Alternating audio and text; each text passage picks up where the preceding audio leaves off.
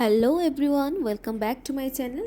আসলে আমরা প্রয়াগরাজে গিয়েছিলাম, সেখান থেকে কুম্ভে স্নান টান করে ফিরছিলাম। তখন মনে হলো যে সবাই মিলে তারাপীঠ যাওয়া যায়, তাই ঠিক করলাম সেখান থেকে আমরা সোজা বাড়ি না ফিরে তারাপীঠ যাব। তাই বেরিয়ে পড়েছিলাম। এই দেখো, আমরা সবাই বেরিয়ে এক জায়গায় দাঁড়িয়েছি, খেতে হবে কারণ অনেকটা সময় হয়েছিল। একবারে আমরা লাঞ্চ করেছিলাম, সকালে ব্রেকফাস্টে আমরা সময় হালকা পাতলা কিছু একটা খেয়ে নিয়েছিলাম। খেয়ে নিয়ে তারপর হেভি খাবারটা আমরা প্রায় ধরো 1টা-1:30টার দিকে খেয়ে নিয়েছিলাম।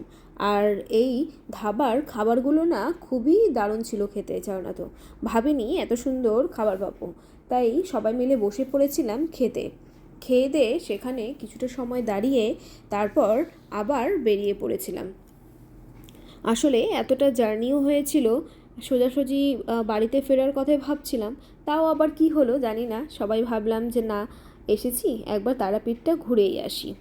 বাস খাওয়া দাওয়া করে এবার আমরা সবাই বেরিয়ে পড়লাম। ঘুরতে কার না ভালো লাগে, তাই না বলো?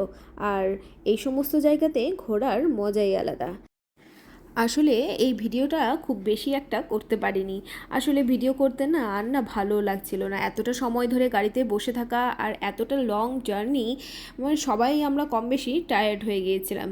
আর এই দেখো, ভাবলাম যতটা পারি তোমাদের সঙ্গে একটু শেয়ার করি, তাই তোমাদের সঙ্গে শেয়ার করার জন্য এই ভিডিওটা একদম ছোট করেছি, একটা মিনি ব্লগ।